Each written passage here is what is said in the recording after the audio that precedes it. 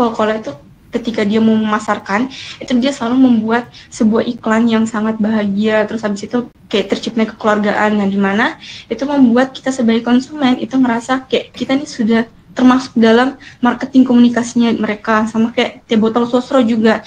Ini memiliki slogan kayak apapun makanannya, minumannya, teh botol sosro. Nah itu kan termaksud cara untuk kita tuh secara tidak langsung itu bisa tahu gitu tentang produk atau brand yang ada yang mereka mau buat ini. Jadi ini juga akan menciptakan hubungan jangka panjang. Oke, bisa di next. Nah, selanjutnya ada perubahan komunikasi pemasaran lingkungan. Nah, di sini pemasaran lingkungan itu merujuk pada penyesuaian strategi komunikasi yang dilakukan perusahaan itu sebagai respon terhadap perubahan atau kondisi eksternal. Artinya itu perusahaan itu nggak bisa menjalankan komunikasi yang sama secara terus-menerus. Jadi mereka tuh harus adaptif terhadap apa yang terjadi di sekitarnya. Jadi perubahan eksternalnya itu ada perkembangan teknologi, terus perubahan perilaku konsumen, terus ada isu atau lingkungan hidup lah, perubahan regulasi dan tren global. Tren global ini mencakup kayak digitalisasi, terus green marketing dan pandemi. Nah, contoh perubahannya itu yang pertama di sini tuh ada dari iklan promosi katalog sampai ke iklan promosi digital, yang dimana kan dulu tuh kita masih melakukan kayak iklan promosi katalog. Ini contoh yang saya ambil ini kayak promosi katalog Ramayana. Jadi dulu tuh di tempat saya ya, di tahun 2010 sampai 2015 lah, pokoknya tuh kayak ada mobil-mobil yang itu khusus dari Ramayana. Dia tuh kayak ngebagiin selembaran katalog gini lah ke rumah-rumah gitu kan. Nah, di selembaran katalognya itu dia ada kayak yang sudah terlihat di sini kayak ada sabun cuci piring, terus habis itu sabun cuci baju, terus bedanya lagi tuh kayak ada kayak baju-baju gitu. Nah di situ tuh biasanya di katalognya Ramayana itu ada terjual kayak khusus hari Minggu itu nanti ada diskon 70%, ada diskon 50%. Nah di katalognya itu sudah tertera harganya. Nah jadi kita misalnya dapat lembarannya nih di hari Sabtu gitu kan, kita udah dari rumah itu bisa siap-siapin, oh aku mau beli baju ini nih, harganya misal 170.000 setelah diskon, terus habis itu aku mau beli yang lain-lain kayak sirup, kayak mau beli sabun. Nah kita sudah bisa melihat harganya nanti di hari Minggu ketika kita ke Ramayana, kita sudah menyiapkan uang gitu, nah supaya bisa beli barang itu. Nah tapi karena adanya perubahan teknologi, promosi-promosi berkomunikasi pemasarannya itu sekarang sudah masuk ke bagian iklan promosi secara digital. Apa-apa sekarang digital.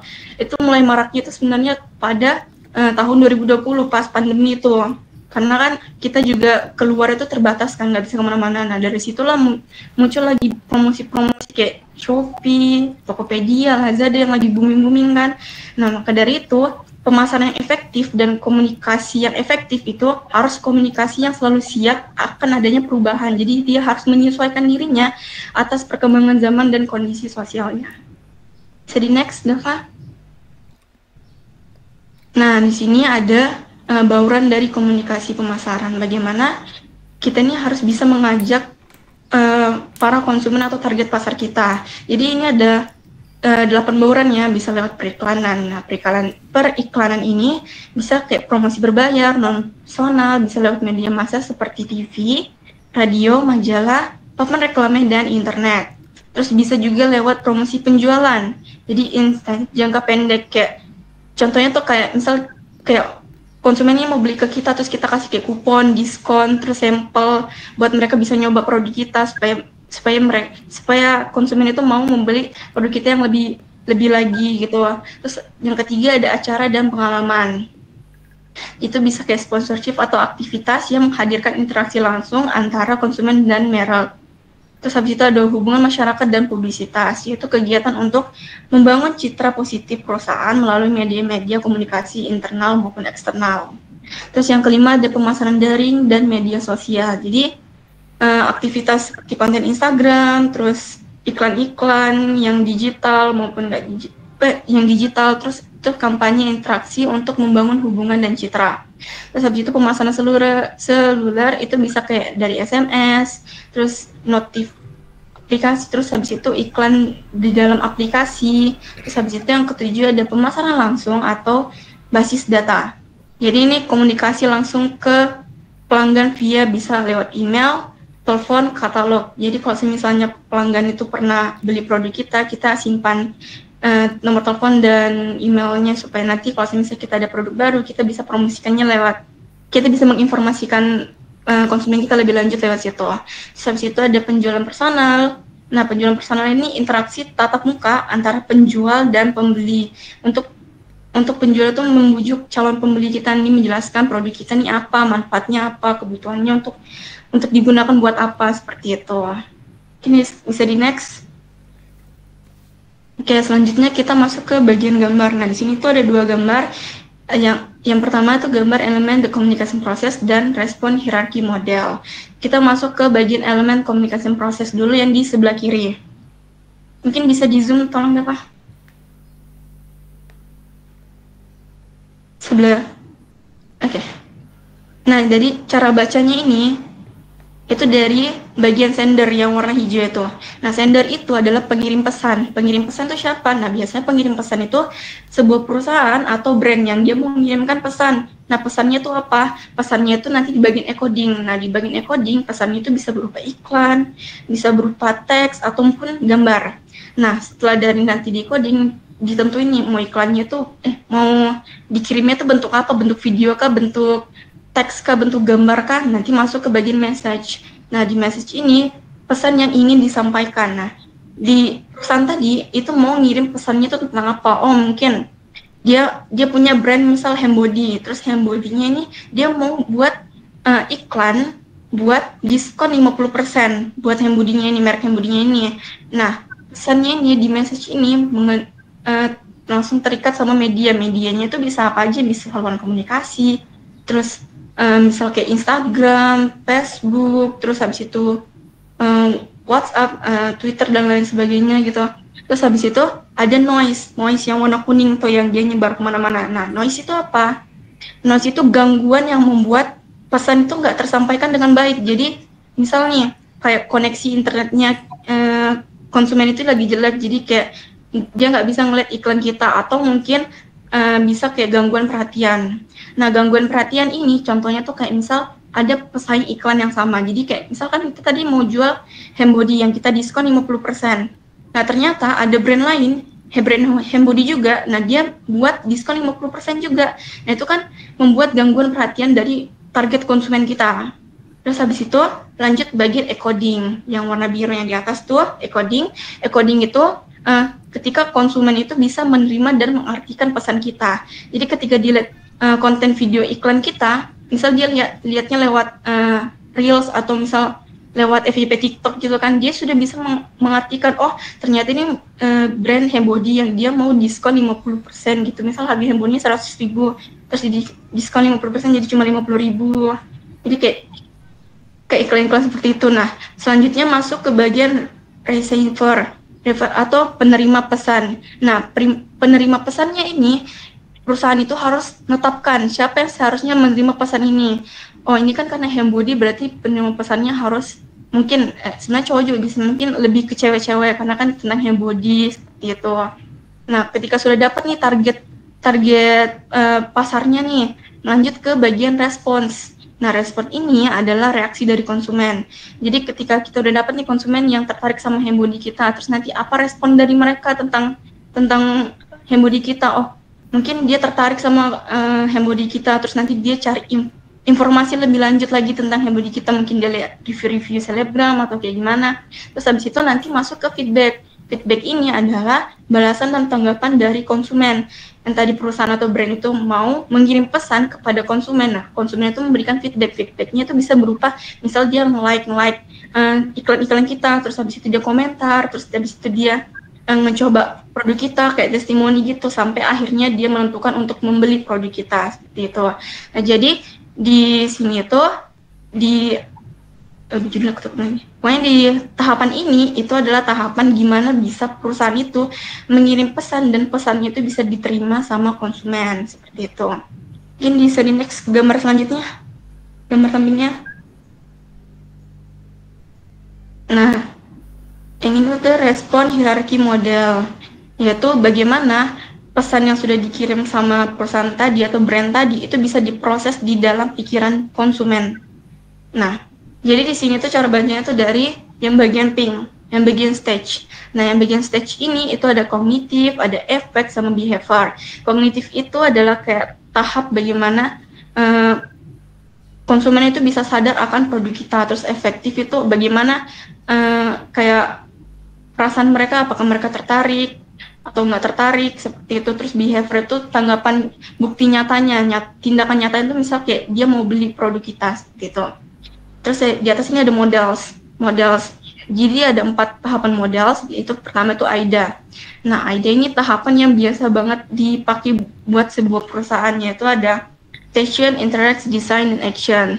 Attention itu kan perhatian, yang dimana perusahaan itu mau supaya konsumen itu bisa tahu nih, bisa kenal produk yang mau dia jual itu seperti apa. Terus habis itu ada interest itu minat, bagaimana supaya produk yang perusahaan ini mau jual ke kita, itu kita bisa minat sama produk dia. Oh, mungkin karena produknya dia ngejalanin fungsinya dengan baik. Terus habis itu konsumennya ternyata butuh nih, misal dia jual tadi hand body yang dalam 2 minggu langsung putih gitu kan.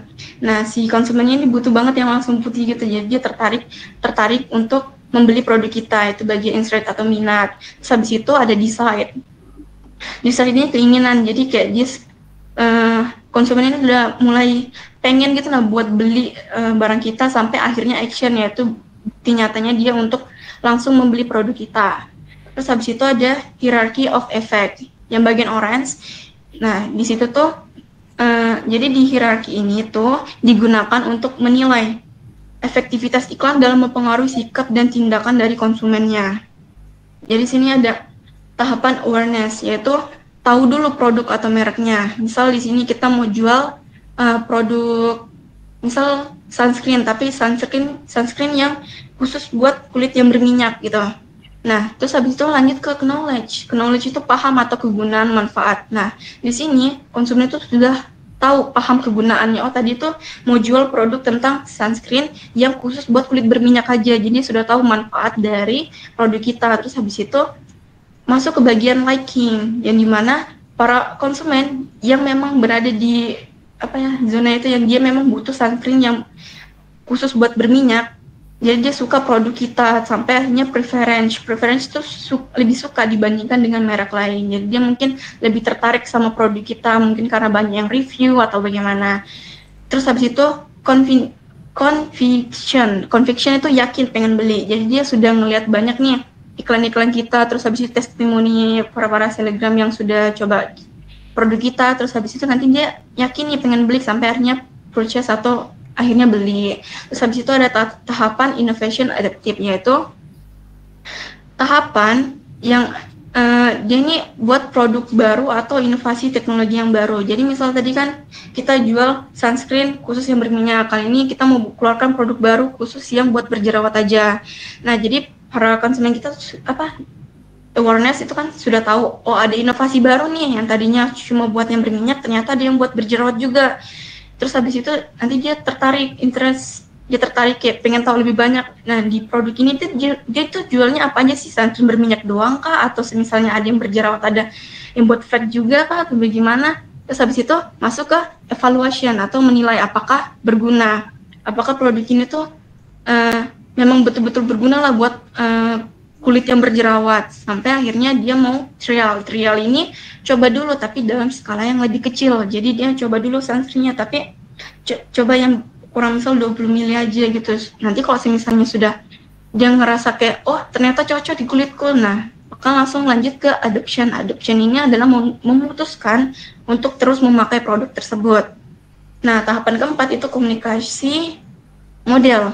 Nah, jadi di model ini tuh proses komunikasi dari sudut pandang psikologis konsumen. Jadi di sini tahapannya tuh ada exposure, yaitu terpapar informasi, yang dimana konsumen tuh sudah ngerasa kayak wah ini brand ini aku sudah tahu banget nih, soalnya aku buka TikTok ada iklan ini, aku buka Instagram ada iklan ini, kayak gitu-gitu. Terus habis itu lanjut ke reception itu menerima pesan. Jadi menerima pesan kayak oh produk ini ternyata ada diskon, oh produk ini ternyata manfaatnya buat ini, dan lain sebagainya. Terus habis itu lanjut ke cognitive response, itu menanggapi dengan pikiran. Jadi dia jadi ketika dia sudah tahu nih, oh brand ini ternyata khusus buat kulit, sunscreennya tuh bagus banget. Nah nanti dia menanggapi dengan pikiran, kira-kira ini bagus nggak atau enggak. Jadi kayak keputusan untuk dia mau membeli gitu. Nah sampai muncul yang namanya attitude atau muncul sikapnya. Nah sikapnya di sini itu bisa positif, bisa negatif. Jadi tergantung sama konsumennya lagi tentang produk kita.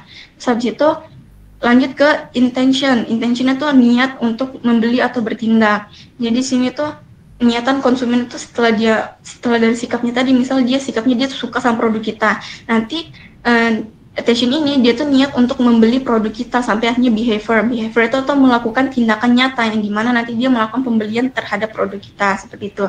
Jadi di tahapan ini supaya konsumen itu bisa menangkap apa yang pesan yang dikirimkan oleh perusahaan atau brand seperti itu. Oke, mungkin bisa di next. Nextnya mungkin bisa dijelaskan lebih lanjut oleh Dava. Ya. Jadi izin masuk. Di sini saya akan menjelaskan bagaimana perusahaan itu bisa menyalurkan komunikasi yang efektif dalam pemasarannya. Yang dimana dalam kita melakukan penyaluran itu ada 8 langkah yang dianjurkan, yang akan kita bahas satu-satu. Oke, yang pertama adalah mengidentifikasi target audiens kita atau target pasar kita.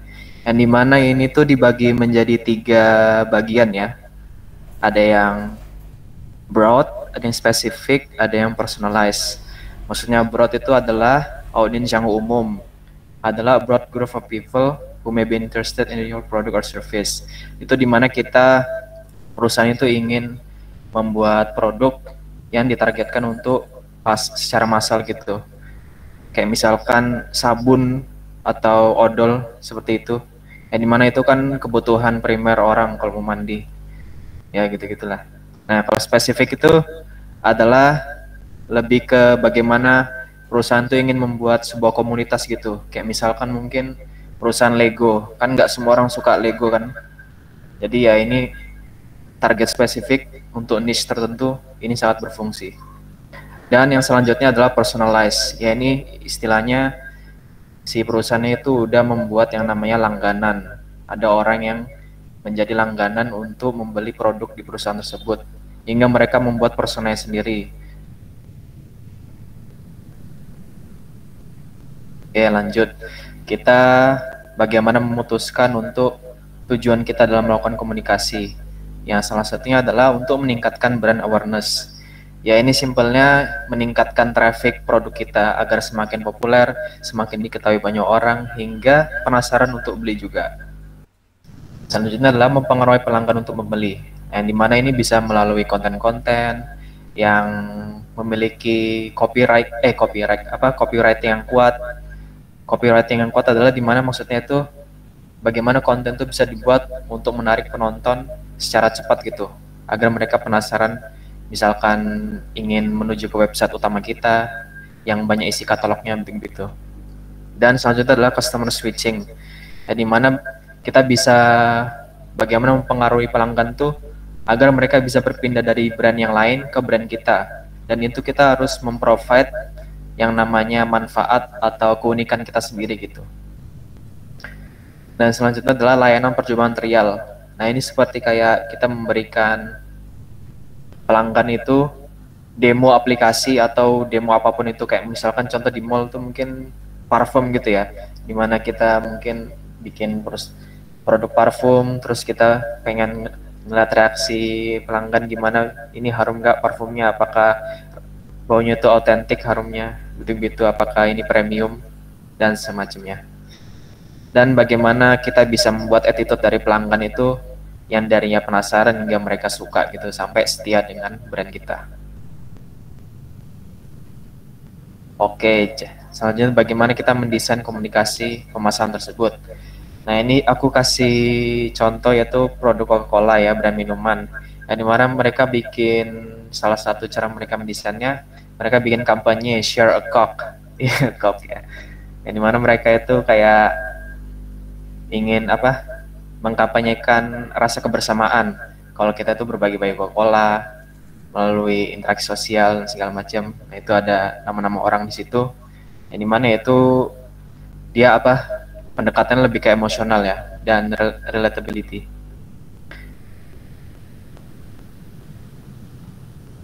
Nah, selanjutnya adalah kita memilih channel atau media mana yang kita salurkan dalam pemasaran kita. Nah, itu bisa salah satu atau dua sekaligus.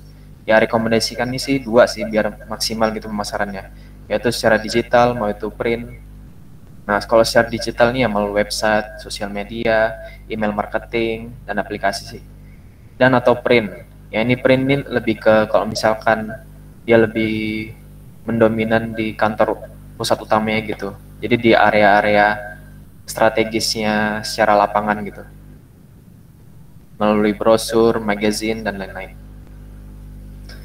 Nah, yang selanjutnya adalah tabungan. Bagaimana tabungan budget kita itu kita taruh untuk memaksimalkan pemasaran kita. Yaitu mulai dari marketing tools, alat-alat marketing kita apa aja, kayak misalkan yaitu lagi aplikasi edit, sosial media, hosting service. Hosting service itu adalah dimana layanan website ya, yang dimana itu layanan website yang memberikan kita domain names. Domain itu maksudnya yang kalian lihat kalau di website itu .com. Nah, itu .com itu maksudnya domain, dan itu tuh harus bayar, nggak pakai, maksudnya itu nggak gratis gitu, harus ada budgetnya.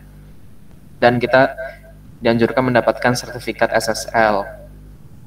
Di mana sertifikat SSL ini adalah sertifikat kalau misalkan website kita itu udah otentik dan aman dari virus atau scam, penipuan, dan segala macam. Atau membership, kalau kita itu udah tersertifikasi ya sebagai organisasi yang profesional. Atau WordPress maksudnya salah satu dari template website dari banyaknya website yang ini saya ambil dari WordPress saja. WordPress itu kayak ya domain website buat bikin template gitu. Atau kita membayar iklan untuk menaruh di website kita atau di sosial media juga, serta gaji karyawan, serta tim edukasi atau kelas atau buku yang mengajarkan kita banyak edukasi mengenai pemasaran. Oke, sekarang kita akan masuk ke cara kita memilih media mix ini ya. Media mix itu adalah kayak pencampuran cara kita memilih media pemasaran. Nah, itu ada 4. Gimana ada yang earn. Earn itu maksudnya adalah ketika produk kita itu dibicarakan orang lain, tapi kita itu ngedapetinnya karena memang effort gitu, jadi gratis, yaitu melalui publikasi, media relation ya, dari blogger, investor, atau influencer yang ngeliat kita, terus mereka nge-review produk kita, tapi kita nggak minta buat di-review gitu. Nah, ini paid adalah kita membayar sendiri iklannya secara yaitu intensitas kita sendiri. Jadi kita harus bayar, mulai dari ini Facebook, ada Twitter, dan segala macam. Ini on itu adalah cara kita mengambil kontrol penuh gitu atas pemasaran kita, yaitu membuat konten sendiri, review bahan kita sendiri, kita bikin brand journalism, kita bikin podcast yang lagi nge-trend sekarang kan podcast, dan kita bikin konten tentang cerita dari pelanggan kita, pengalaman karyawan kerja di kantor kita, dan segala macam. Nah, share ini lebih ke, dia mirip kayak earn juga, gratis. Jadi dia kayak, tapi share ini bisa jadi dari kita sendiri, perusahaan, atau dari orang lain juga melalui sosial media ini ya, Facebook, YouTube, Instagram, TikTok, dan segala macam. Dan juga dari share ini juga ada partnership, jadi kita kolaborasi dengan brand lain, serta engagement dari influencer, yaitu adalah influencer nge-review produk kita, mereka memberikan mau ulasan yang positif atau negatif, itu bisa berpengaruh dengan reputasi brand kita. Oke, lanjut. What should you measure ya? Apa yang kita harus ukur dari hasil kita? Yang pertama adalah website traffic. Nah, di mana dari website traffic ini itu berapa banyak orang yang mengunjungi website kamu. Kalau misalkan traffic website kamu itu rendah, maka algoritma dari Google atau dari aplikasi yang kamu gunakan seperti WordPress dan segala macam itu bakal menurun, dan akhirnya membuat algoritma itu nggak nge-push website kamu atau hingga mereka itu nggak ngerekomendasikan ke beranda-beranda orang gitu. Jadi ya, itu permasalahan ada di kita sendiri, bahwa kita tuh harus meningkatkan kualitas dari pengalaman online kita dalam membuat konten website. Selanjutnya adalah lead generation. Bagaimana kita itu mengukur bahwa banyak nggak sih yang sudah menjadi calon pelanggan baru gitu. Kayak misalkan jumlah orang yang menunjukkan minat, misalkan kita ngasih forum ke orang untuk mendaftar di newsletter kita, mereka ngisi forum tentang bagaimana pengalaman mereka menggunakan produk kita gitu. Hingga itu kita bisa melihat seberapa efektifnya produk kita itu dalam memenuhi kriteria kepuasan pelanggan. Nah, yang selanjutnya adalah conversion rate atau tingkat konversi. Yang dimana ini seperti website traffic juga, tapi ini lebih ke setelah pengunjung ini ngeliat website kita, mereka ngeklik itu button buat nge-buy produk kita, yang dimana ya mereka ngebeli produk kita berkat dari website traffic kita yang bagus itu. Nah, yang selanjutnya adalah customer acquisition cost, adalah biaya mendapatkan pelanggan.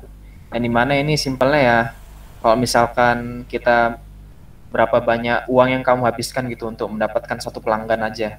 Dan itu tuh value-nya sangat tinggi walaupun cuma satu pelanggan. Dan itu hanya bisa didapatkan dari iklan. Nah, maka dari itu promosi iklan yang baik itu acquisition-nya bahkan bagus. Nah, yang selanjutnya adalah customer lifetime value. Bagaimana kita itu bisa melihat seberapa banyak orang yang memutuskan untuk menjadi langganan di brand kita. Kalau misalkan lifetime value kita tinggi, maka kita udah bisa ngebikin yang namanya komunitas. Kayak misalkan ada orang ngeluarin brand apa ya, ya mungkin outfit gitu, kayak jaket vintage. Mungkin ada orang bikin komunitas jaket vintage gitu. Jadi mereka bakal terus merekomendasikan dari brand ini juga brand kita maksudnya. Nah, Net Promoter Score itu adalah skor kepuasan pelanggan. Ini simpel aja, semakin tinggi skor pelanggan ya kita semakin bagus reputasinya, maka awareness kita makin tinggi. Nah, ini simpelnya ya bagaimana kita memanage cara kita komunikasi secara pemasaran. Yang dimana ini customer kita di tengah, ini kita pengaruhi melalui mobile, sosial media, email marketing, Google Search, social share, video. Nah, ini pokoknya cara kita mengintegrasikan pengaruh-pengaruh dari marketing ini ke customer, hingga mereka itu memutuskan untuk membeli produk dari brand kita. Oke, lanjut oleh rekan saya.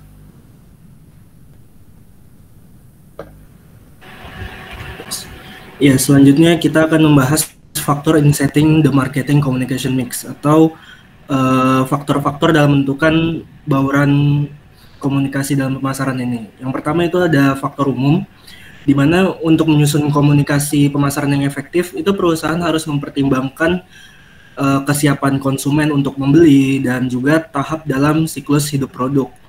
Kemudian ada jenis pasar produk, di mana type of product market ini kita memilih ada pasar konsumen yang cenderung lebih banyak menghabiskan anggaran itu untuk promosi seperti iklan-iklan dan penjualannya. Ada juga pasar bisnis yang lebih menggunakan penjualan personal atau personal selling, karena produknya itu cenderung kompleks atau mahal dan resikonya lebih tinggi. Kemudian ada peran iklan di pasar bisnis. Walaupun penjualan personal itu dominan, tapi iklan tuh tetap dibutuhkan di pasar bisnisnya. Yang pertama itu untuk memperkenalkan perusahaan dan produknya. Kedua, menjelaskan fitur baru dari produk yang kita jual. Kemudian menjadi alternatif yang lebih murah dibandingkan dengan penjualan langsung. Terus ada sinergi iklan dan penjualan personal, di mana menggabungkan iklan dan penjualan personal ini itu dapat meningkatkan hasil penjualan, kemudian meningkatkan reputasi perusahaan dan membantu tim untuk mendapatkan peluang yang lebih baik di awal penawaran produknya. Selanjutnya kita masuk ke tantangan baru dan solusi, di mana teknologi seperti smartphone, internet cepat, dan DVR membuat media massa tradisional kurang efektif. Iklan di TV misalnya, kita perlu ditayangkan di banyak saluran untuk menjangkau audiens yang ditargetkan. Jadi kita butuh biaya lebih nih untuk tayangin di beberapa saluran. Bentar.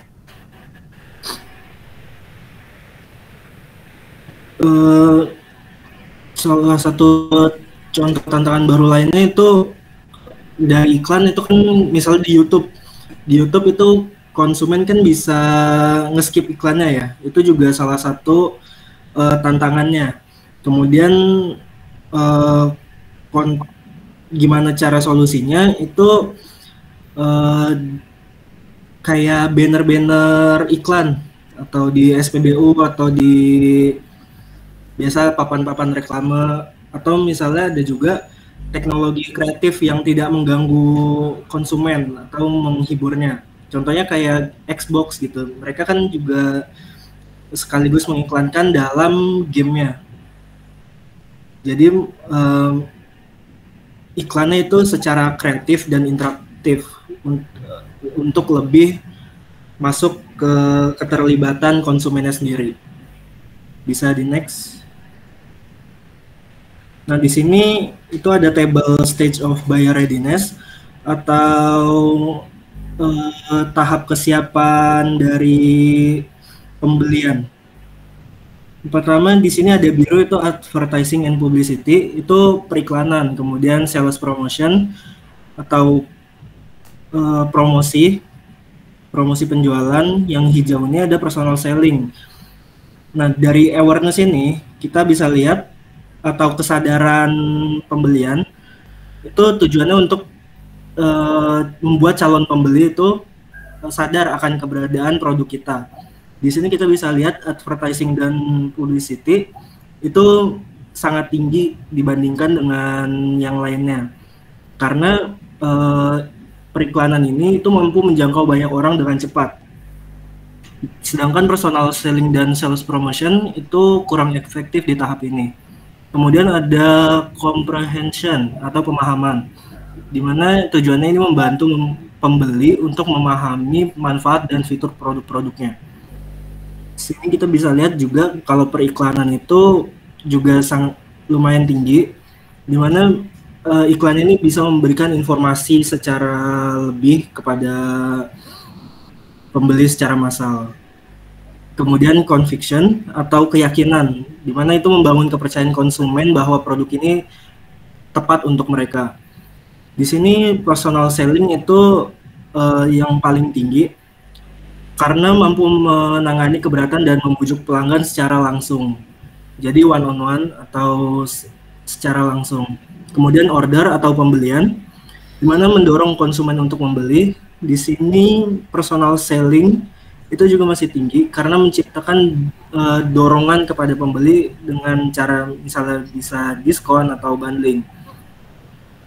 Kemudian reorder atau pembelian kembali, di mana menjaga konsumen terus membeli produk-produknya itu terus. Personal selling juga tinggi, tapi sales promotion itu masih di atasnya karena sales promotion itu bisa menjaga loyalitas dan menjaga hubungan dengan pelanggannya. Jadi kita bisa lihat perbedaan efektivitas biayanya, di mana iklan itu mahal tapi tetap efektif di tahap awal untuk mencari awareness dan comprehension-nya. Kemudian personal selling efektif di tahap meyakinkan dan menutup penjualan. Akhir promosi penjualan atau personal sales promotion itu sangat baik untuk mendorong pembelian langsung atau pembelian ulang. Next, Dev. Nah, di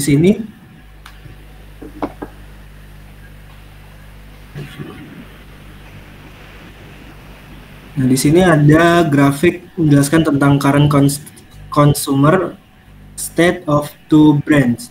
di mana penjelasan ini untuk memahami bagaimana konsumen berinteraksi dengan sebuah merek dari awal hingga akhir pengalaman mereka dari dua brand ya. Di mana brand pertama ini brand A, dari total marketnya 100, itu awareness-nya 80%. Sedangkan yang tidak tidak sadar akan keberadaan brand ini itu sekitar 20%. Nah, dari 84% ini di brand trialnya, hanya 60% yang ada 60% yang mencoba untuk mencobanya. Bukan mencoba, apa ya?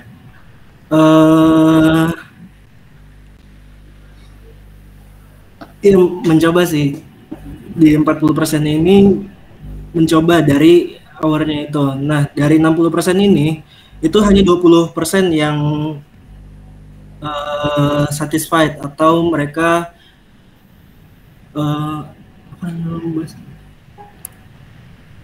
puas lah, ya puas.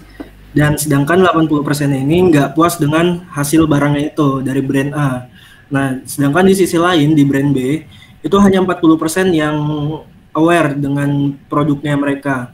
Nah, ada 40%, kemudian turun juga di sini 30% yang mencoba barangnya itu.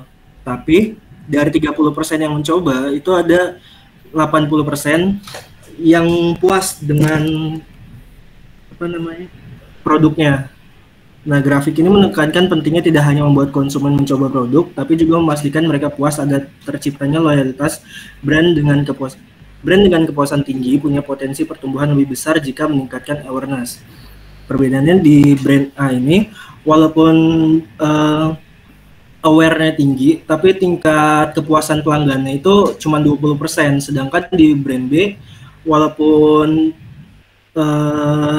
kepuasan pelanggannya 80%, tapi yang mencoba, yang aware itu hanya 40% karena mereka tidak terlalu tertarik dengan periklanan mereka.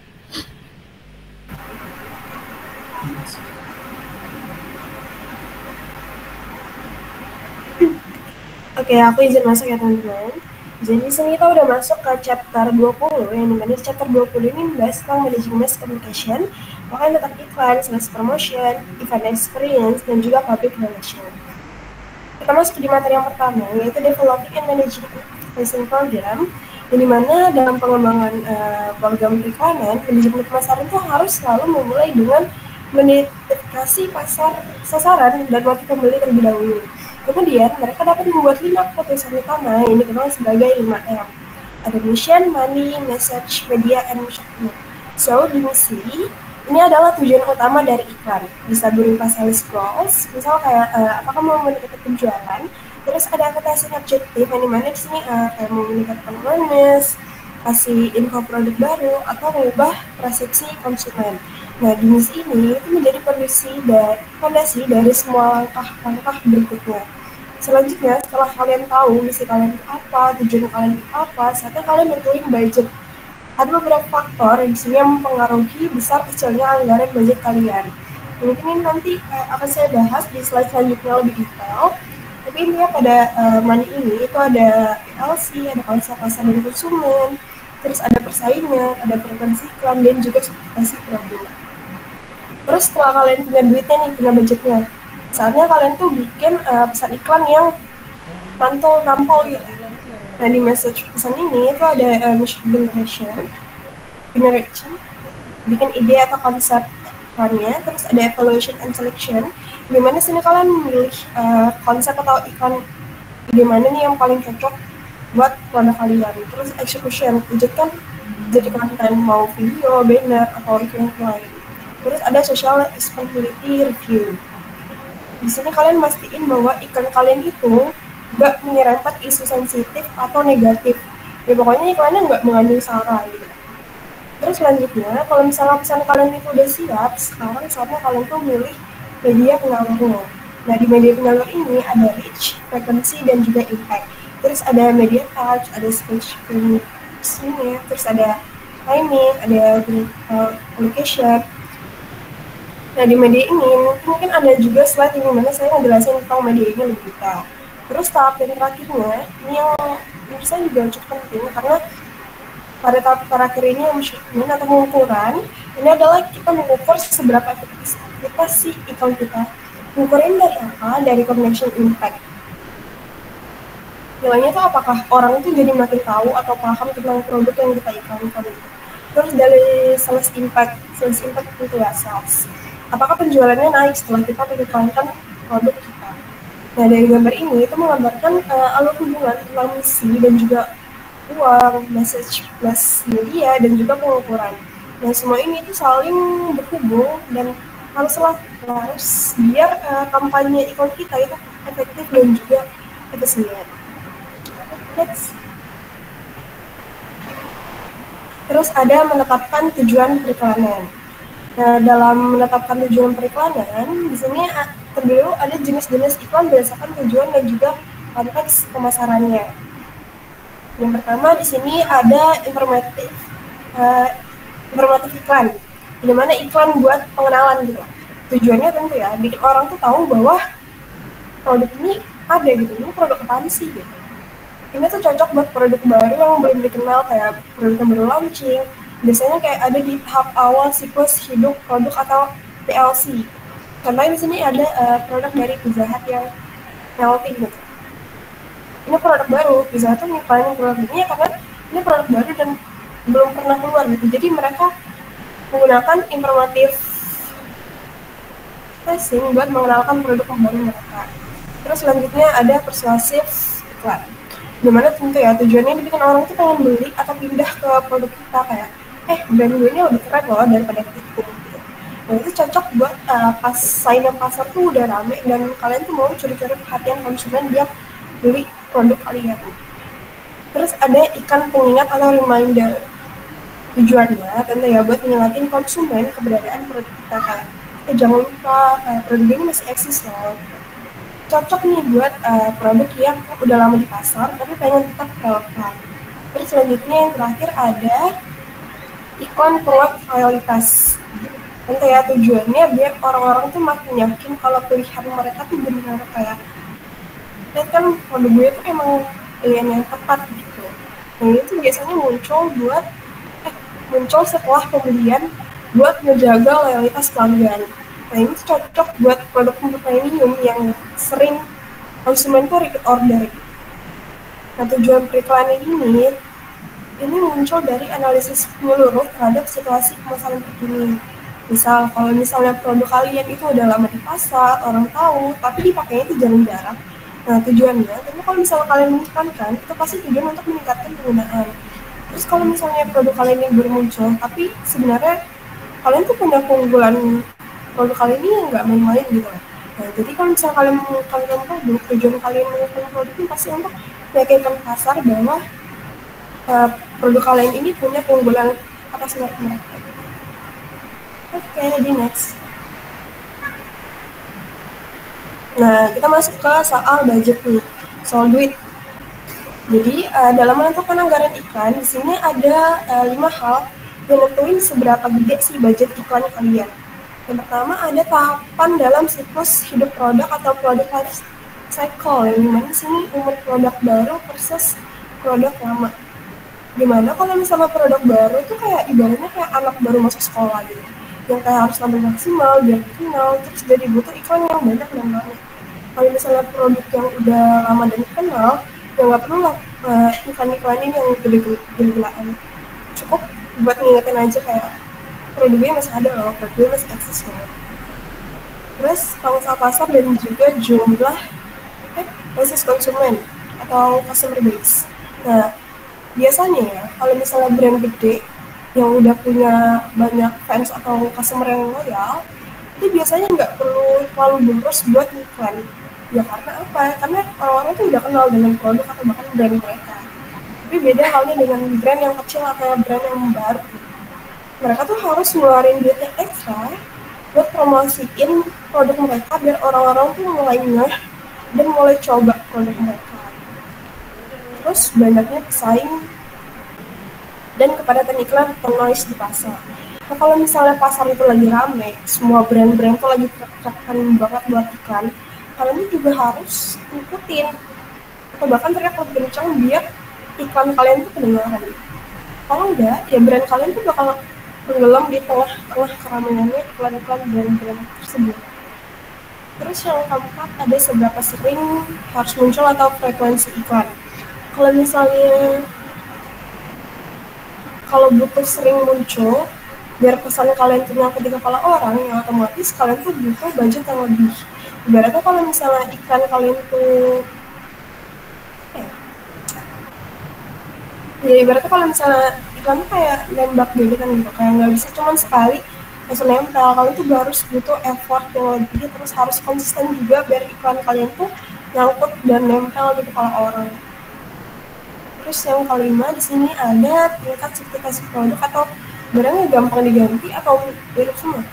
Kalau misalnya produk kamu tuh mirip banget sama pesaing, contohnya kayak air mineral, itu kan banyak banget ya, sabun dan lain-lain.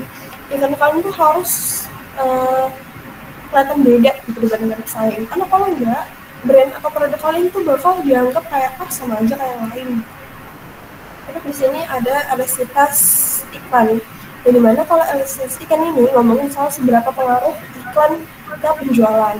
Jadi intinya kalau misalnya gue tambah budget buat iklan, naik nggak tuh penjualannya, naik banyak apa naik dikit. Nah di sini elastisitas iklan itu terbagi menjadi dua, yaitu kurva cekung dan juga kurva S. Kalau misalnya kurva cekung itu ibaratnya kayak dampaknya tuh menurun lama-lama.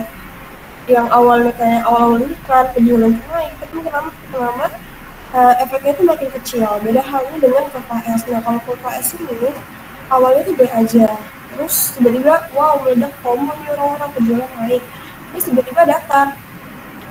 Ya artinya bahwa di awal itu kan mungkin efeknya itu kecil, orang-orang yang mulai, tapi setelah beberapa waktu penjualan itu mulai meledak karena orang-orang yang mulai notice produk kita, terus orang-orang tuh FOMO pengen beli, jadi penjualan itu naik. Tapi kalau misalnya kita kebanyakan iklan, efeknya itu jadi datar karena orang-orang tuh udah kenyang ngeliat iklan kita di mana gitu. Jadi kesimpulannya dari slide ini tuh iklannya nggak selalu sama dengan penjualan langsung naik drastis terus menerus. Jadi kita juga harus pintar cari waktu, frekuensi, dan juga konten iklan yang pas. Terus jangan boros iklan kalau misalnya efeknya itu udah makin tipis, karena ujung-ujung nggak bakal efektif. Terus next. Oke, kita masuk ke mengembangkan kampanye iklan. Jadi mengembangkan kampanye iklan, di sini aku mau bilang bahwa kampanye iklan itu adalah serangkaian kegiatan komunikasi yang terencana yang bertujuan untuk menyampaikan pesan pemasaran. Nah, di dalam mengembangkan kampanye iklan ini tuh ada langkah-langkah beberapa langkah. Ada 6 langkah. Yang pertama adalah tentuin dulu tujuan iklan kalian itu apa. Kalian mau ngapain nih, bikin orang tahu produk kalian, bikin mereka beli, atau cuma mau ngebangun citra kalian aja. Terus setelah itu kalian pahamin audiensnya. Kalian ini ngajak ngobrol siapa sih? Remaja kah? Ibu kah? Atau anak kuliahan kah? Karena semakin kalian tahu gaya hidup atau bahasa mereka, ya makin kena iklannya di konsumen gitu. Contoh sini ada Boneka Dailies yang target pelajarnya itu mahasiswa, remaja dan dewasa muda 15-30 tahun yang mungkin aktif di TikTok, suka ngonten meme, atau yang punya selera dark humor. Terus setelah itu kembangkan pesan utama. Nah, kalian ini mau ngomong apa kalau di pesannya itu kayak harus simple, reachable, terus gantong. Contoh kayak kalau misalnya dari Boneka Dailies kayak contoh kalian punya teman yang kalau misalnya kerja kalau itu cuma bilang terus muncul pas dibutuhin, memukul tapi takut dosa. Dan solusinya ya pukulin aja musika sejenis ini. Terus selanjutnya adalah memilih media yang tepat. Dimana audiens kalian tuh harus tahu dimana audiens kalian ini nongkrong, di TikTok kah, di Instagram kah, di Billboard kah. Ini media yang pas dan juga hemat. Kalau misalnya target kalian mau Gen Z, ya kalian jangan promosi produk kalian itu di TikTok gitu. Terus tentukan jadwal dan juga lokasi gitu. Kalian harus nentuin iklan kalian tuh jalannya kapan dan di mana. Momennya tuh harus pas dan tempatnya juga harus pas. Misal pas bulan puasa atau produk makanan tuh kayak saat weekend, terus kalau misalnya kayak Boneka Dailies bagusnya saat weekend karena orang-orang tuh butuh hiburan waktu weekend. Terus yang terakhir nih, evaluasi dan ukur efektivitas. Kalian udah ngiklan, terus kalian harus cek dong iklan kalian ini berhasil nggak, lihat itu dari mana, lihat dari penjualan, supply, atau engagement. Kalau misalnya hasilnya kurang, kalian tinggal adjust di pesan atau medianya aja. Jadi intinya dalam kampanye iklan ini nggak cuma posting-posting sembarangan, posting tok doang gitu ya. Tapi ya harus dirancang dengan tujuan yang jelas, paham audiensnya, pesan yang ngena, dan dievaluasi terus-menerus. Next. Oke, ini kita masuk ke materi memilih media atau choosing media selection. Nah, jadi dalam memilih media, kalau misalnya kalian udah punya pesan iklan yang keren nih, sekarang tuh saatnya kalian tuh mikir gimana caranya nyampein pesannya, lewat mana gitu. Nah, dalam memilih media ini, dia ada langkah-langkahnya. Yang pertama, kalian tentuin dulu tujuan, jangkauan, frekuensi, dan juga dampak. Kalau misalnya dari segi yang reach, itu kayak seberapa banyak orang yang bakal ngeliat iklan kalian gitu. Terus kalau dari frekuensi, seberapa sering mereka lihat. Terus dari impact, seberapa nampol dan seberapa nampol gitu iklan kalian tuh di media itu gitu. Terus yang kedua adalah pilih jenis media utama. Nah, ada banyak nih pilihannya kalau dari jenis media utama. Contohnya kayak ada TV, radio, koran, atau majalah. Terus ada digital, terus ada outdoor yang kayak billboard atau spanduk. Terus selanjutnya langkah yang ketiga adalah memilih media spesifik. Misal tadi kalian udah pilih mengiklanin media produk atau brand kalian tuh di digital, yang dimana di Instagram. Nah, sekarang saat itu kalian pilih influencernya siapa, feed atau story, terus hashtagnya apa. Contoh kayak kalau boneka di Instagram itu contohnya kayak misal influencer lucu di TikTok yang kalau lebih cocok lah buat produk receh dan komedi kayak boneka Pakistan. Terus selanjutnya adalah tentukan waktu dan juga lokasi. Kapan iklan kalian ini tayang, di mana targetnya kalian tuh baik nongkrong. Misal kayak kalau boneka di Inggris tadi pas weekend di TikTok, pas orang-orang butuh hiburan gitu kan. Kalau misalnya iklan makanan cocok buat makan pas siang dan sore, pas orang-orang tuh lagi lapar-laparnya gitu. Kalau skincare cocok pas malam, kayak orang-orang tuh udah mulai naik skincare rutin, gitu. Terus yang terakhir adalah kita harus mengevaluasi hasilnya. Jadi setelah iklan kalian itu jalan, kalian ceklah performanya. Apakah banyak yang lihat, terus banyak yang like dan komen atau share, terus juga apakah penjualannya naik. Jadi kesimpulan dari saya ini dalam memilih media ini, memilih media itu kayak milih tempat nongkrong kalian dulu. Kalau misalnya kalian tuh pengen hasilnya sesuai sama apa yang kalian mau, ya kalian tuh harus tahu siapa yang kalian tuh ajak ngobrol, sini apa, terus itu kayak apa, biar iklan kalian tuh lebih minat dan lebih nampol di konsumen. Baik, selanjutnya akan dijelaskan oleh rekan saya, Ciara, silakan. Oke, izin masuk ya teman-teman. Yang pertama aku akan ngebahas terkait memahami promosi penjualan sebagai insentif jangka panjang. Di sini ada 5 poin ya. Yang pertama, membangun kebiasaan konsumen. Promosi berulang seperti program loyalitas atau point reward dapat membentuk kebiasaan dan membuat konsumen tetap menggunakan produk secara terus-menerus. Contohnya seperti biasa di kopi kenangan tuh ada promo buy two get one free atau bundling gitu di aplikasinya. Nah, itu dapat salah satu cara untuk membentuk loyalitas jangka panjang. Terus yang kedua ada menanamkan nilai tambah produk. Jika promosi secara konsisten memberikan nilai tambah, misalnya seperti bonus, bundling atau cashback yang relevan, konsumen bisa bisa mengasosialisasikan merek dengan nilai lebih, bukan hanya harga yang murah. Terus yang ketiga, mengumpulkan data konsumen. Promosi jangka panjang sering digunakan untuk menarik data konsumen melalui pendaftaran, undian, atau kartu keanggotaan yang nantinya berguna untuk strategi pemasaran personalisasi jangka panjang. Yang keempat, meningkatkan brand awareness berkelanjutan. Jika promosi dikaitkan dengan pesan merek maskot atau event tahunan seperti biasa tuh ada kayak promo akhir tahun atau promo kemerdekaan atau promo Natal gitu, maka promosi juga berperan dalam memperkuat identitas brand dalam benak konsumen. Jadi kayak ada brand yang eksklusif gitu loh guys. Terus yang kelima, mencegah perpindahan konsumen ke kompetitor. Jadi kita mengurangi resiko switching ke kompetitor. Konsumen cenderung bertahan pada produk yang memberi insentif berkelanjutan sehingga mengurangi kemungkinan mereka untuk pindah ke merek lain. Contoh itu seperti Tupperware. Tupperware itu kan biasa mereka tuh dapat hadiah buat pelanggan atau agen penjualannya. Nah, tentu itu salah satu cara agar dapat membentuk jaringan loyalitas. Nah, di sini juga ada Shopee Coins. Nah, kalian tuh yang pengguna Shopee, biasa tuh kan kalau misalkan ada ulasan gitu kan, kita bakal dapat koin gitu kan, entah ulasan komen atau ulasan bintang gitu. Nah, kalian biasa dapat kalau misalkan kalian dapat kalian isi ulasan komentar gitu, kalian biasa dapat 5.000 koin. Nah, 5.000 koin itu bisa kalian pakai kalau misalkan kalian tuh mau pesan barang lain. Nah, itu kan bisa pakai 5.000 koin itu buat potongan harga 5.000 di pembelian selanjutnya. Nah, itu salah satu cara untuk mendorong pembelian ulang secara terus-menerus.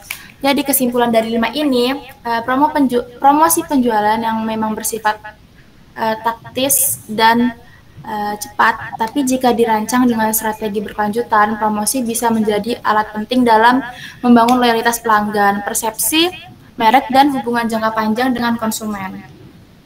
Oke, next, Dava. Oke, selanjutnya ada memahami konsep dasar dari promosi penjualan sebagai insentif jangka pendek. Bentar, guys.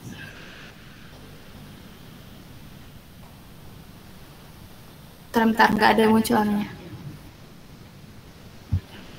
Oke, promosi penjualan adalah salah satu alat pemasaran jangka pendek yang bertujuan untuk mendorong pembelian lebih cepat atau dalam jumlah yang lebih besar. Berbeda dari iklan. Iklan yang membangun citra dan kesadaran merek. Promosi penjualan lebih menekankan insentif langsung seperti diskon, kupon, atau hadiah. Strategi ini sangat efektif untuk memperkenalkan produk baru, merespon persaingan, atau meningkatkan penjualan dalam periode tertentu. Seperti, kayak misalkan kalian nih di Indomaret atau di Alfamart. Nah, itu kan biasa tuh mereka tuh hampir tiap minggu atau tiap bulan tuh ada yang namanya promo hemat mingguan atau promo hemat bulanan. Yang mereka tuh menampilkan diskon untuk produk-produk tertentu yang sering konsumen beli. Nah, itu tuh tujuannya untuk meningkatkan frekuensi kunjungan pelanggan dan meningkatkan pembelian impulsif. Dalam laporan internal, program ini dapat mendorong peningkatan penjualan mingguan dari 10% hingga 20%. Selanjutnya ada jenis alat promosi untuk konsumen, pengecer, dan penjual. Promosi penjualan dibagi berdasarkan 3 nih guys. Itu semua tergantung dengan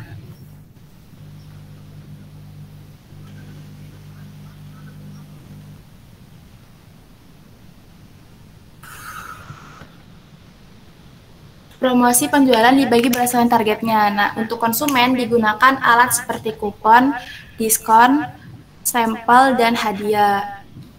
Seperti Indomie sering memberikan bonus produk tambahan di dalam kemasan yang kayak misalkan ada kan biasa tuh Indomie itu ada kemasan yang gede gitu kan, yang isinya tuh 5. Nah, biasanya tuh ada tulisan di bagian kemasan depan 5 tambah 1 jadi 6. Nah, itu pelanggan itu pasti berpikir kalau misalkan mereka beli satuan tuh harganya pasti lebih mahal dibandingkan beli yang bundling langsung 5. Nah, 5 itu kan langsung dapat 1. Pasti pembeli mikirnya lebih untung di bundling itu. Nah, tentu itu sangat meningkatkan volume penjualan.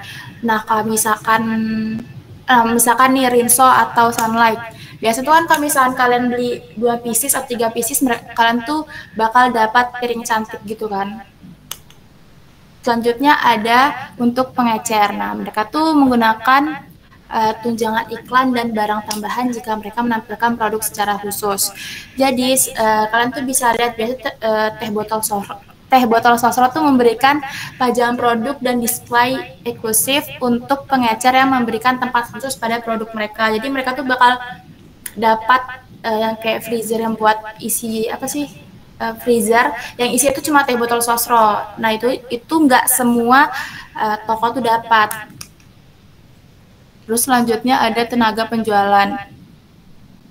Tenaga penjualan bisa dimotivasi lewat kontes penjualan. Jadi yang kayak misalkan pekerja yang melebihi target penjualan itu bakal dapat entah penghargaan atau reward atau tambahan gaji. Nah, seperti di dealer motor tuh, biasa tuh kan dealer motor ada yang kayak targetnya mereka gitu kan. Nah, target mereka kalau misalkan targetnya melebihi dari yang diharuskan, itu mereka biasanya dapat hadiah umroh atau dapat sepeda motor. Oke, dari 3 ini tentu saja pemilihan alat yang tepat sangat bergantung pada tujuan dan kondisi pasar. Oke, next. Selanjutnya ada untuk menentukan strategi dan tantangan promosi penjualan. Untuk menjalankan promosi penjualan yang efektif, perusahaan harus menyusun strategi dengan hati-hati, mulai dari menentukan tujuan, memilih alat yang sesuai, menentukan durasi, hingga mengevaluasi hasilnya. Tentu saja di balik strategi itu pasti ada tantangan yang sering muncul, antara lain yaitu efek jangka pendek, konsumen yang hanya loyal pada diskon saja, serta biaya promosi yang tinggi. Oleh karena itu, promosi harus diselaraskan dengan identitas merek dan perilaku target pasar untuk memberi dampak jangka panjang. Contohnya seperti kopi kapal api atau yang kayak biskuit apa tuh yang biasanya dalamnya ada kode-kodenya. Nah, itu kan biasanya mereka tuh ada yang kayak undian gitu kan, undian sistem kode dalam kemasan. Nah, ini nih meningkatkan penjualan jangka pendek. Mereka menghadapi tantangan karena beberapa konsumen hanya ikut membeli pada saat ada undian saja dan tidak menunjukkan loyalitas setelah promosi berakhir. Perusahaan kemudian mengombinasikan promosi dengan kampanye brand awareness untuk memperkuat ikatan dengan pelanggan. Oke, next. Dav.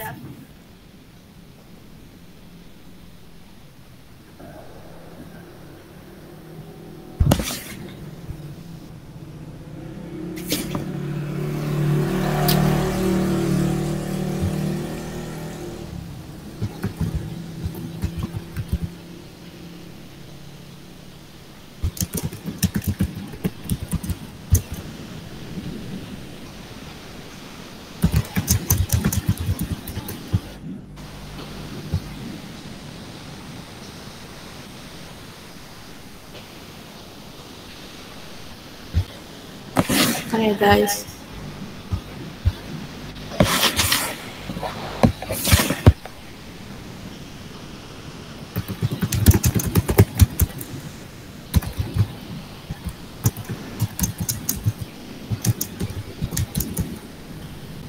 Ada suaraku kah, guys? Ada. Oke.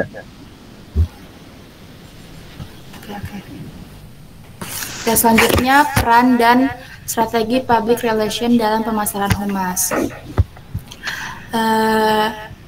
Yang pertama kita akan ngebahas humas dulu ya guys. Nah, humas itu atau public relation adalah proses komunikasi strategis yang dilakukan organisasi untuk membangun hubungan yang saling menguntungkan dengan publik. Jadi PR itu bukan cuma soal promosi tapi juga membentuk kepercayaan konsumen. Terus fungsi utama dari humas yaitu menjaga citra perusahaan, mengelola komunikasi baik internal maupun eksternal, serta menjalin relasi dengan media dan memberikan nasihat strategis terutama saat terjadi krisis. Selanjutnya ada marketing public relations atau MPR. Nah, marketing public relations atau MPR adalah aktivitas kehumasan yang mendukung kegiatan pemasaran. Nah, tujuannya itu untuk meningkatkan awareness dan membangun citra positif produk atau merek. Oke. Selanjutnya tujuan dari MPR sendiri yaitu untuk meluncurkan produk baru, membangkitkan minat pada produk lama, membangun image merek yang kuat dan juga merespon isu negatif dengan cara yang positif. Selanjutnya alat-alat MPR atau Marketing Public Relations, mereka tuh menggunakan berbagai alat seperti publisitas produk melalui media, artikel dan blog. Terus ada juga melalui komunikasi korporat seperti press release dan identitas visual perusahaan seperti logo, warna, brand, dan slogan. Selanjutnya ada event sponsorship seperti pameran dan peluncuran produk limited. Terus selanjutnya ada komunikasi pemasaran. Komunikasi pemasaran menggabungkan berbagai cara, baik yang personal maupun non-personal. Iklan, event, dan sponsorship termasuk bentuk dari non-personal, sementara promosi langsung dan direct marketing lebih bersifat personal. Oke, selanjutnya ada sponsorship. Sponsorship itu sendiri adalah dukungan perusahaan terhadap suatu event atau kegiatan. Nah, tujuannya bukan hanya promosi, tapi juga untuk memperkuat hubungan emosional dengan konsumen. Contohnya seperti Red Bull yang mempromosi Formula 1 untuk menekankan image mereka sebagai brand berenergi tinggi. Oke, selanjutnya ada mengukur efektivitas public relations dan sponsorship. Nah, efektivitas PR dan sponsorship bisa diukur lewat jangkauan media, sentimen publik, peningkatan penjualan atau hasil survei dan analisis media sosial. Jadi dampaknya bisa dilihat secara nyata dan ada data nyatanya gitu guys. Terus kesimpulan dari keseluruhan, PR dan MPR adalah bagian penting dalam pemasaran modern dan sponsorship dan komunikasi pemasaran membantu perusahaan terlihat lebih dekat dan positif di mata dunia. Kuncinya ada pada strategi komunikasi yang kreatif dan tepat sasaran kepada konsumen. Oke, selanjutnya ngebahas terkait poster kita.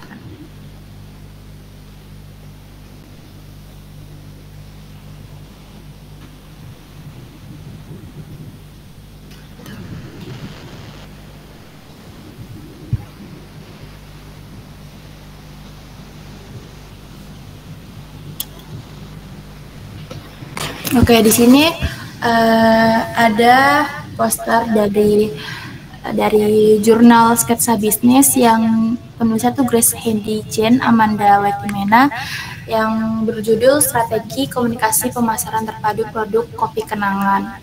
Untuk nama jurnalnya Jurnal Sketsa Bisnis, halamannya dan tahun halaman vol 11 nomor 1, halaman 24 sampai 41. Bulan Juli 2024, penulisnya Grace Handy Jane Amanda dan Amanda Wetimena.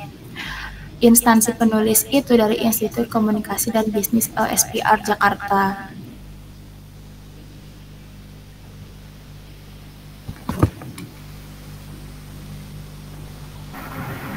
Baca tujuan penelitian.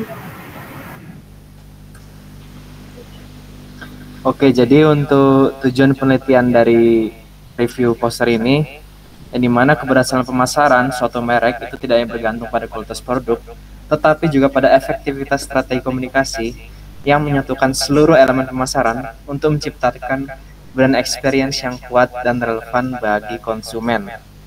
Serta kita akan lanjut ke kerangka pemikiran.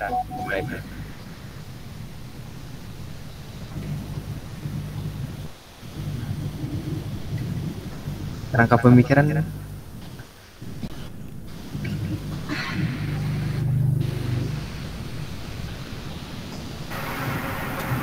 Kita masuk ke hipotesis ya.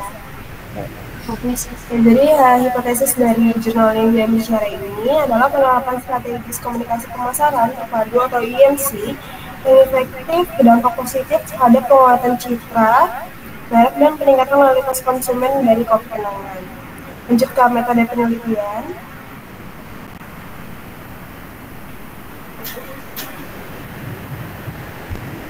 Metode penelitiannya di sini, penelitiannya ini menggunakan metode kualitatif deskriptif yaitu melalui wawancara, dokumentasi, dan observasi langsung.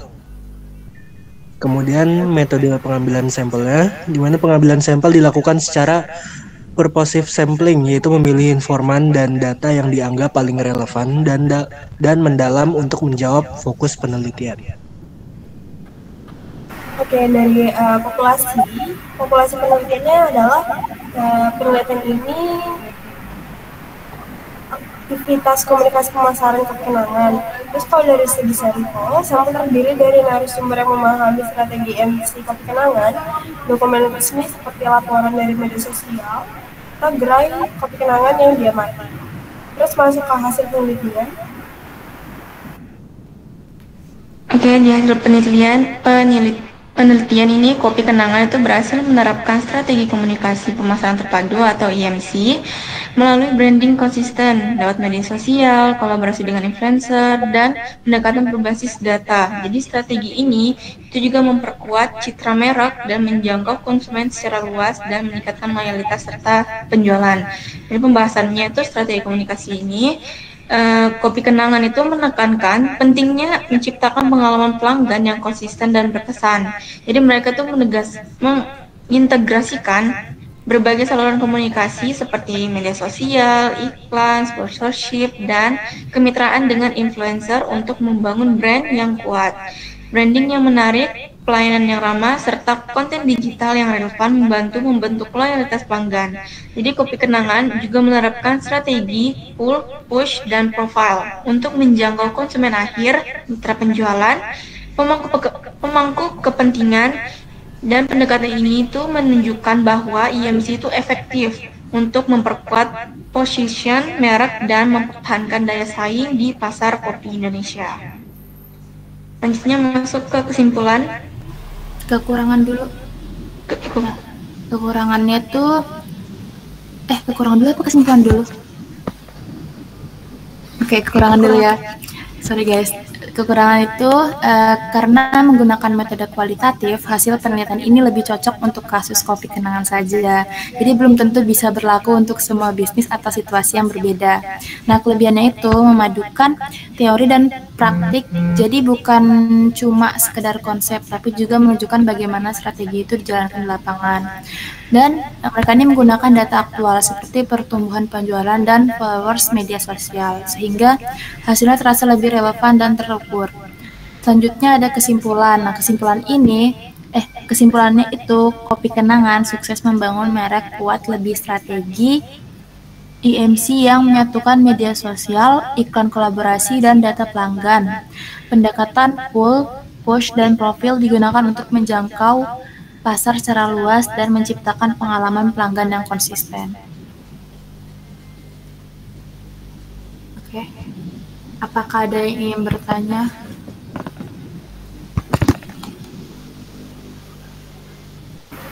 Boleh ya teman-teman, kalau misalnya pertanyaan. Boleh. Oke, Dina.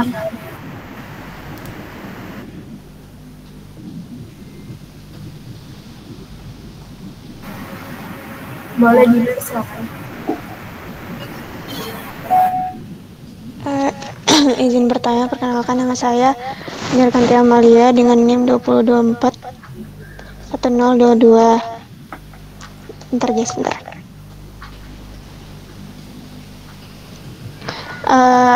Kan tadi ada dimention Ciara kan, pas akhir-akhir tentang sponsorship gitu. Nah, kalau yang kita tahu sponsorship itu kan ibarat kata kayak kerjasama lah sama brand lain gitu kan. Nah, ini sebenarnya pertanyaannya nggak yang ribet sih, simpel aja, kayak gimana sih caranya perusahaan tuh dia tuh bisa mastiin gitu kalau misalkan brand image-nya mereka tuh nggak tertutupi sama event yang disponsori. Jadi nggak kayak nggak tenggelam sama event yang disponsori gitu loh tuh. Terima kasih. Oke, makasih Dinar.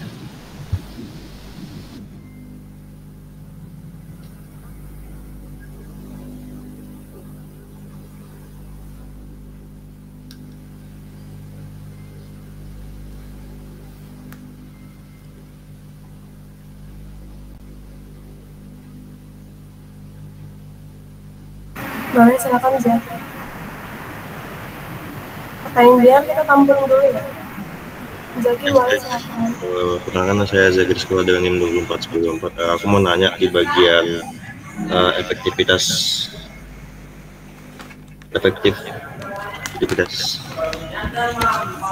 yang dijelasin Torik tadi.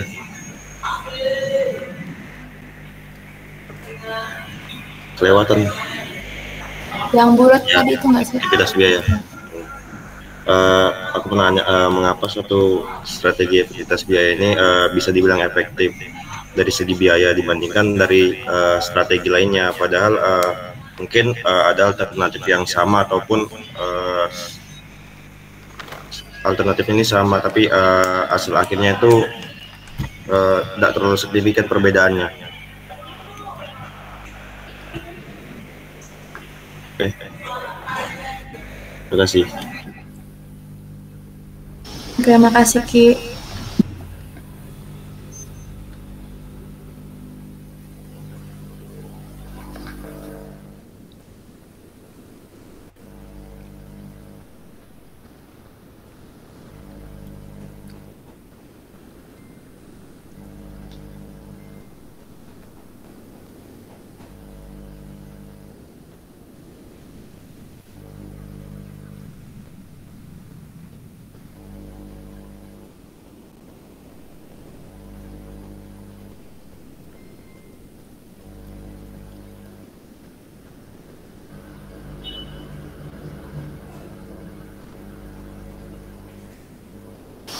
Aku izin jawab pertanyaan Dinar ya tadi. Dinar kan nanya, bentar. Tadi pertanyaan Dinar itu dalam konteks sponsorship, bagaimana perusahaan bisa memastikan bahwa brand image mereka tidak tertutupi oleh event yang disponsori. Nah, menurutku agar brand perusahaan tersebut tidak tertutupi oleh event yang disponsori, perusahaan perlu menjaga lewat visibilitas merek melalui penempatan logo yang strategis atau aktivasi di lokasi acara seperti booth atau demo produk, serta dokumentasi dan liputan media yang menonjolkan peran perusahaan tersebut. Dengan begitu, brand mereka tuh tetap terlihat kuat dan terasosialisasi positif dengan acara yang mereka dukung. Apakah terjawab, Nar? Atau ada yang mau nambahin?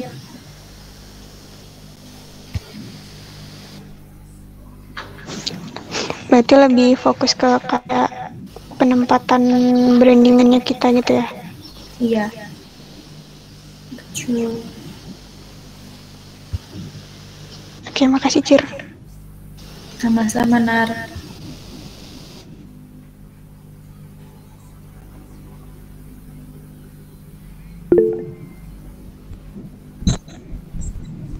Nah, saya mau jawab pertanyaan Zakris tadi. Mengapa suatu strategi itu lebih efektif di segi biayanya dibandingkan yang lain, padahal hasil akhirnya sama. Ya kan, Jak? Ya. Dari segi alternatifnya itu maksudnya itu kayak jangkauannya, ketepatan sasaran gitu-gitu kan? Atau gimana? Iya, jangkauan sasaran sama strategi. Kalau menurut aku ya, dari efektif itu kan mencapai tujuannya dengan sumber daya yang paling minimal, kayak misalnya waktu, tenaga, biaya juga paling penting kan. Nah, kayak yang aku ada ituin tadi di iklan itu, nah iklan awareness-nya kan lebih tinggi. Jadi kalau dari biaya, misalnya iklan di TV kita bayar 100 juta karena beberapa saluran TV kan. Baru kita banding sama kita iklaninnya di sosial media, kita misalnya jasa orang gitu untuk edit atau apapun itu, kemudian kita iklanin di sosial media dengan satu postingan itu kan biayanya bisa beda ya. Misalnya di iklan di TV itu harganya 100 juta ke atas lah. Nah, sedangkan kalau kita posting sosial media mungkin 20 juta atau berapakah sesuai kitanya. Nah, di situ bisa aja hasilnya itu sama-sama pembelinya itu kita nge-reach-nya 1000 pembeli gitu. Nah, dari situ kita kan bisa lihat dari biayanya itu perbandingannya jauh ya kalau dari iklan di TV dan kita posting di sosial media. Nah, sedangkan kalau jangkauan dan ketepatannya itu di sosial media kan lebih, walaupun nggak menentu tapi lebih nge-reach-nya lebih banyak karena di zaman modern ini menurut yang aku baca juga orang yang nonton TV itu udah sedikit dibandingkan dengan orang-orang yang bermain di sosial media itu sendiri. Itu sih jawaban dari aku. Kalau ada yang mau nambahin yang lain bisa.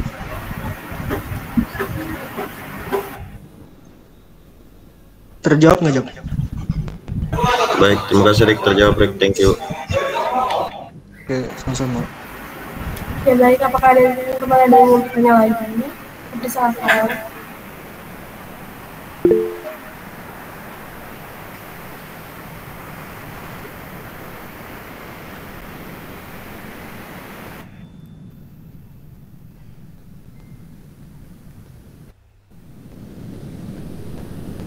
Oke, boleh Arya. Oke, aku Arya Bagas Ramadan, 2024-10-12.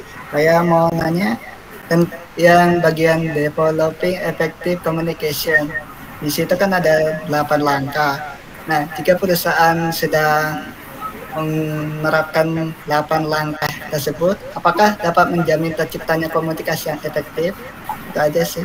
Terima kasih. Ya, izin jawab ya. Jadi kan tadi Arya menanyakan apakah jikalau 8 langkah ini diterapkan dalam kita melakukan penyaluran komunikasi pemasaran, apakah itu menjamin pemasaran kita bisa 100%?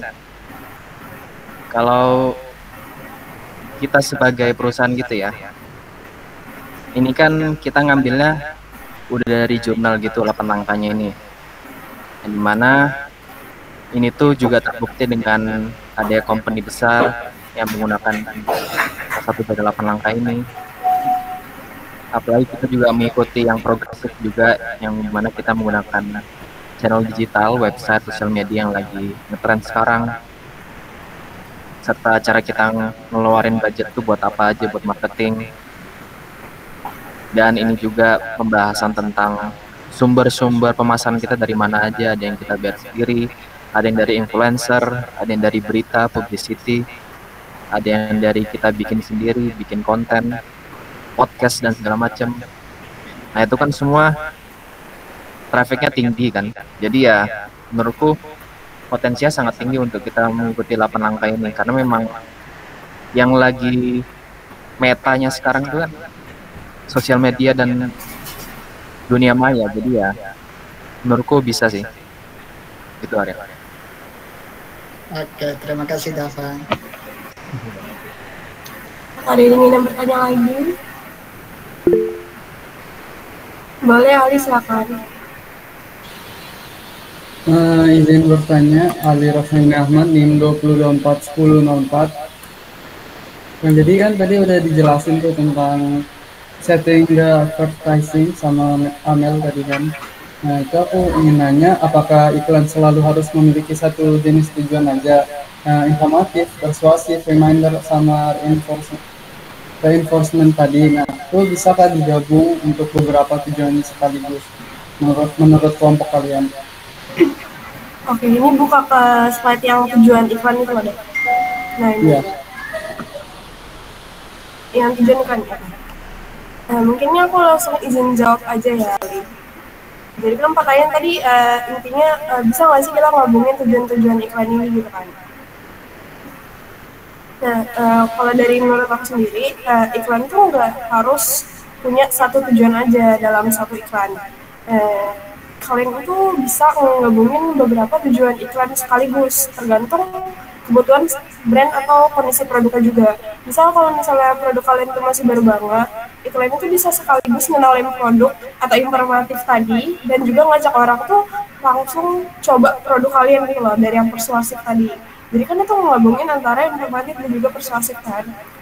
Terus atau kalau misalnya sebaliknya nih, kalau misalnya produk kalian tuh udah dikenal tapi lagi ada promo atau varian baru, nah yang kalian tuh bisa sambil ngingetin orang yang reminder tadi, sambil meyakin mereka kalau pilihan mereka tuh udah tepat, atau yang apa nih, reinforcement advertising tersebut. Nah, jadi selama pesan iklan kalian itu jelas dan juga nggak bikin bingung, menggabungin beberapa tujuan iklan itu juga bisa jadi lebih efektif dan juga menarik di mata konsumen. Apakah terjawab kali? Atau dari teman-teman ada yang mau nambahin? Iya, sudah terjawab. Terima kasih. Terima kasih. Tadi Ana mau nanya, boleh silahkan Ana. Oke, jadi perkenalkan saya Ana NIM 20241006. Saya mau tanya yang di bagian bauran komunikasi pemasaran tadi. Yang di depan itu. Ya. Iya.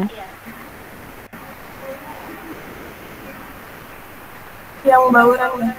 Nah, jadi iya bauran komunikasi pemasaran.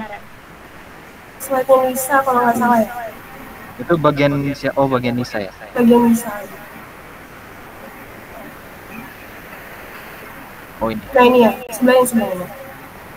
Iya. Nah, jadi saya mau nanya, kan itu baik banget ya kalian jelasin soal media massa ya, dimana itu lagi dipakainya tuh sekarang. Nah, kalau misalkan di era yang sekarang ini tuh, kalau pakai promosi secara tradisional tuh kira-kira masih relevan nggak? Terus kalau misalkan secara strateginya tuh antara promosi online dan offline-nya itu gimana supaya bisa lebih efektif seperti itu? Oke, kasih dengan pertanyaannya.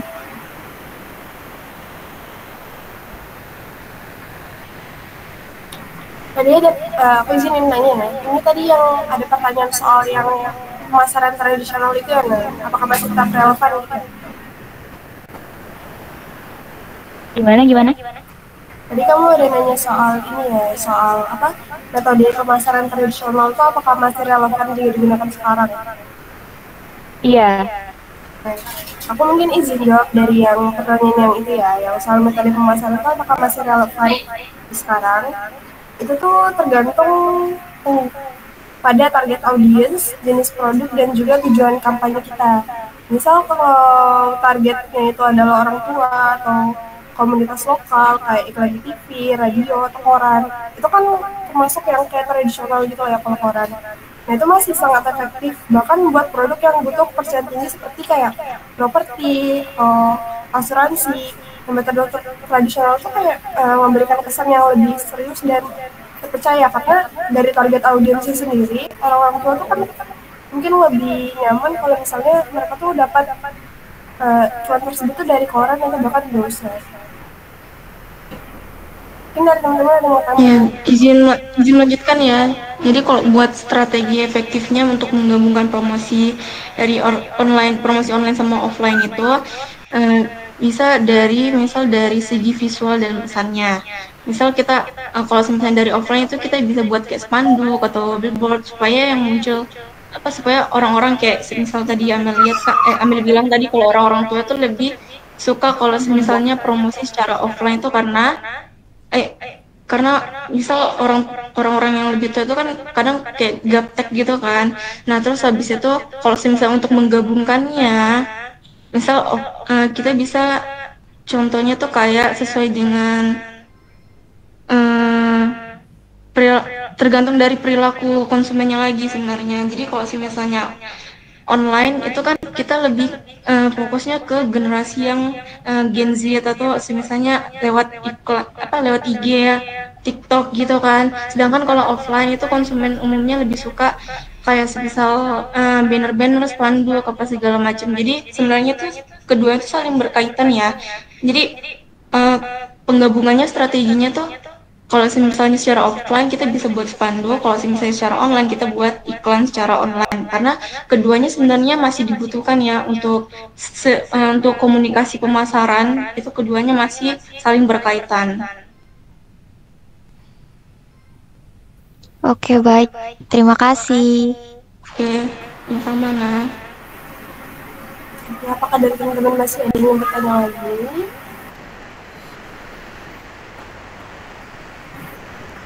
Kayaknya udah nggak ada ya. Kami dari kelompok 4 izin menutup presentasi pada siang hari ini. Terima kasih kepada teman-teman yang sudah berpartisipasi aktif dalam bertanya maupun memperhatikan materi yang kami jelaskan. Kami dari kelompok 4. Assalamualaikum warahmatullahi wabarakatuh. Selamat siang semua. Terima kasih. Waalaikumsalam. Waalaikumsalam warahmatullahi wabarakatuh.